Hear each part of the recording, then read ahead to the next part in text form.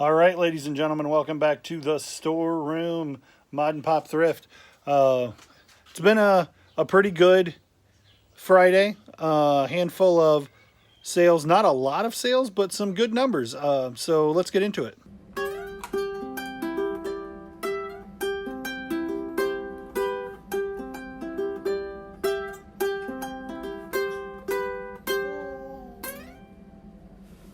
All right, ladies and gentlemen, welcome back to the storeroom. Got some sales for you today, and we're actually going to start right over here. I'm not going to pull all of this stuff out, but this box is full of CDs that sold.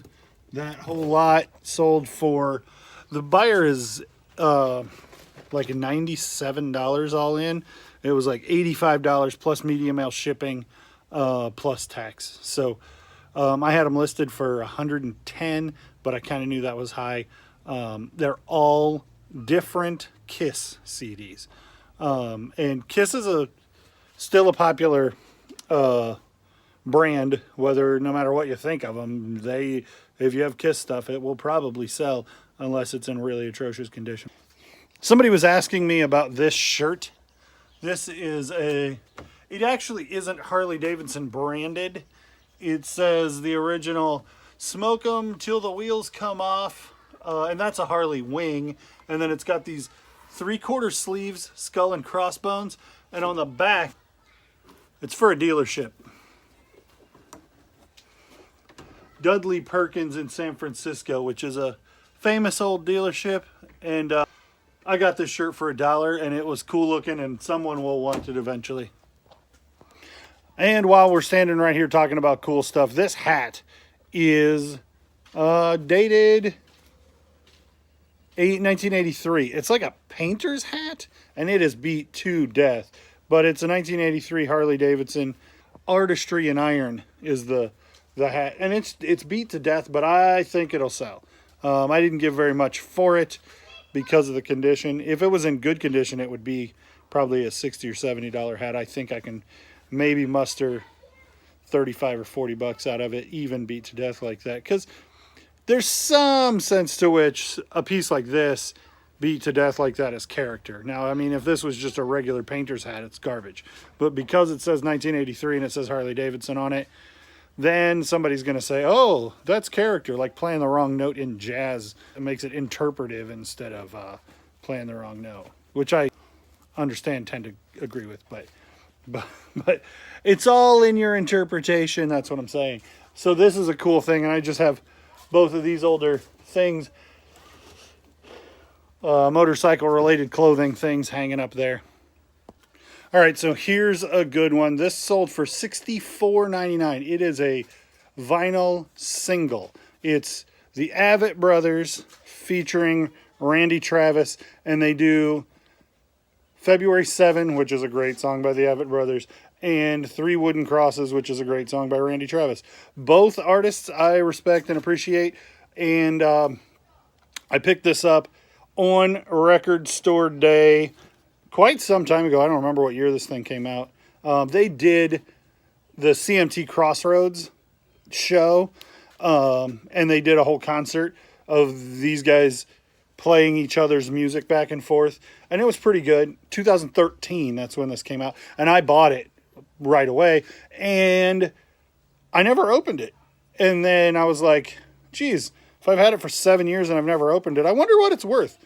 I paid $12 for it, and it sold for almost $70 because it was $64. I want to say it was $64.99 plus shipping. And I had quite a few people interested in it. I did it or best offer, and I got like 6 offers at $50 even. And I was like, if I got that many offers that quick, it's going to sell for full price if I wait a day or two. And I waited an hour, and it went. I was going to talk about Record Store Day. What happens is, in today's collector market, limited release is a rare commodity. And generally speaking, things that even are like numbered series limited edition aren't legitimately rare. I had an example, and maybe I never put that on the YouTube channel, It might have been before I had that, and I just put it on the Facebook page. But I had 3 of the identical NASCAR car, like one of those that's like 8 inches, the big NASCARs, and it was all 3 of them said. One of them said number 222 out of 8,000, and one of them said number 3,095 out of 15,000, and one of them said that it was whatever number out of 10,000, but they were identical. But what a lot of times what happens with collectibles that are numbered series like that, and they say they're limited edition, they're just putting out another edition, and all they're doing is changing the numbers, and they're not legitimately rare at all anymore. Limited to 2 billion. That's not really rare limited edition. Record store day records. It was the case in 2013 and before, when I was buying a lot of records, that you could buy those on record store day. They were released for that day, and they were not available once they sold out. Sometimes they'd sell out on record store day, which is the same day as Small Business Saturday, or it used to be. And sometimes they would sell out a couple of days later. But every time I've ever had a record with record store day on it that is more than a couple years old and it's sealed, they bring a massive premium because they are hard to get a hold of. So that one's 7 years old, still sealed. You know, they made a bunch of copies of it and sent it out to record stores, but it was limited enough that after 7 years, it's worth 10 times what it was, which is a really pretty good return on your investment if you're thinking about holding on to something that's sealed. So if you see records that say record store day, that's why. They're one day only release, limited release, and they are collector items that go up significantly in value with time. Maybe you guys don't know. Before I was Mod and Pop Thrift on eBay, I was the record dude, and I sold a ton of records. And then there was a record store in town that I probably sold 8 or 10,000 records from. At one point in my life, my record collection was somewhere in the neighborhood of 12,000 albums. I've pared it down significantly since I had 5 kids. And so records are a passion of mine. Not nearly like they used to be, but it's something that I tend to be pretty knowledgeable about. The baby wouldn't sleep last night. She woke up at midnight, and so I wanted my wife to be able to get some sleep. So I took her downstairs and turned on the ESPN documentary, Save the Last Dance. And I ended up watching all 4 episodes that are currently available. And I was up until 4 in the morning hanging out with this guy, MJ. Interesting side note. You know how Wii stuff is crazy hot right now? Anything for the Wii is insanely hot right now. And I know that because I sold Def Jam Rap Stars for $16. You can see there's a little bit of tear up on the label there. That is where I got it at Dollar General. At the same time, I got those Nerf guns, and it's been since I had this YouTube channel, so it's been in the last 2 or 3 months. I bought this Wii game that was produced in 2010, so they still had them on the shelf at Dollar General because it's that kind of popular. And I had it listed for two months, I would say, and it sold, and I expected that it would sell. I expected I would take an offer for it. It's got a microphone in it, and my boys like to play the Wii, so I thought maybe I would end up giving it to them, and they wouldn't be interested in the rap star part, but they would be interested in the microphone for their Just Dance kids or something. But anyway, anything that says Wii on it right now, super hot. I just sold that for $16, sealed, shipped. And I guess it would have had to have been the first weekend in March. I went into GameStop to get my brother a GameStop gift card for his birthday. Not my twin brother, because he doesn't have that birthday. Anyway, and I looked at their clearance rack, and they had this for $3.99, and I'm like, dude, that's Metroid. Somebody wants some Samus figures for more than $3.99. Sold for $24.99, free shipping today. That's light enough. I suspect it's going to go first class if I can get a box that's both strong enough and light enough to get it to go first class. I don't want the box to get damaged in shipping, so if I got to go priority, I will. And the last thing for this beautiful Friday in Central Illinois is another Star Trek lunchbox. I got one more of these.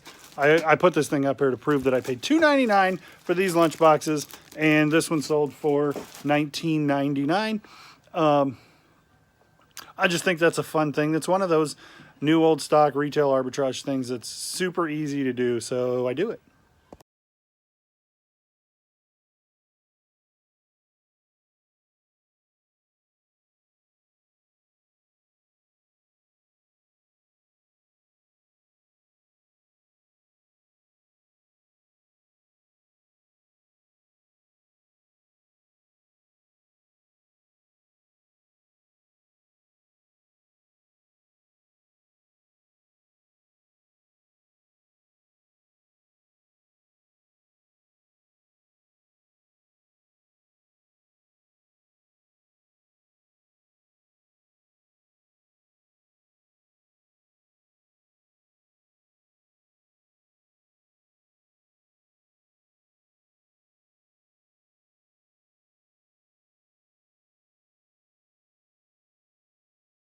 All right, so some of you may recall these from Pizza Hut.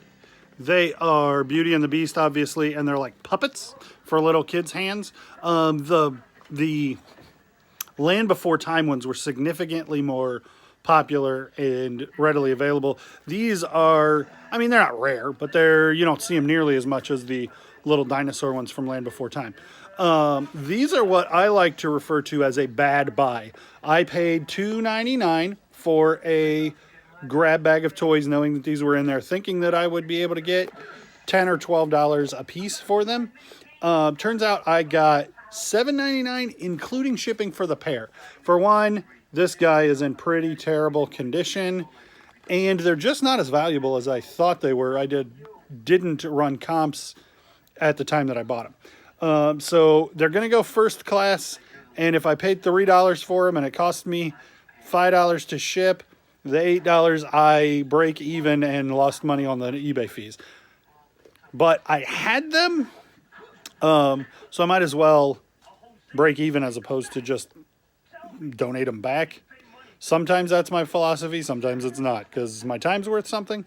Anyway, if you see these and they're not dead mint and they're not almost free, they're probably not worth picking up. But they are cool. I could have kept them for my daughter when she's old enough to give a crap, I guess.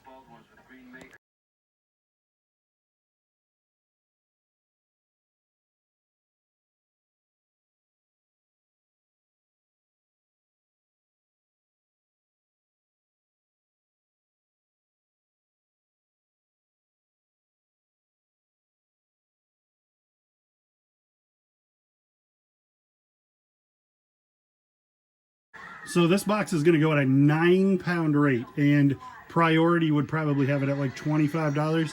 I suspect that Media Mail is going to have it at like $5. So this one turned out a little bit weird. The Media Mail rate was $7 and change, and something about media right now is that it's not getting scanned as well because of everything that's going on with the Postal Service and the world. And so media is a little sketchy and takes a lot longer. Look at this, the priority is only $10.50. And so I thought, considering the guy spent almost $100, for me to spend another $4 to get it to priority where he gets it in 3 days and it gets scanned every time along the way. I don't think that's unreasonable to ask when you look at the difference in price. And I was a bit surprised, but I ended up going media over priority on a 9-pound package. It must have been because it's going from here in Central Illinois to what is essentially Western Ohio. That would be considered Zone 1, and so that must have played a big factor in it. That is not the outcome I expected, but that's where we landed. So it occurs to me that I did not make an outro for this video.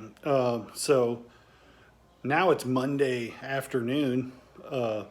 So that was some sales over the weekend. I've got some more stuff that I'll do for probably what's going to end up being a Tuesday afternoon video. Thanks for watching. Click subscribe, comment, like the video. Check us out on Instagram, Mod and Pop Thrift over there. And Facebook we have our own Facebook, Mod and Pop Thrift. Thanks for watching.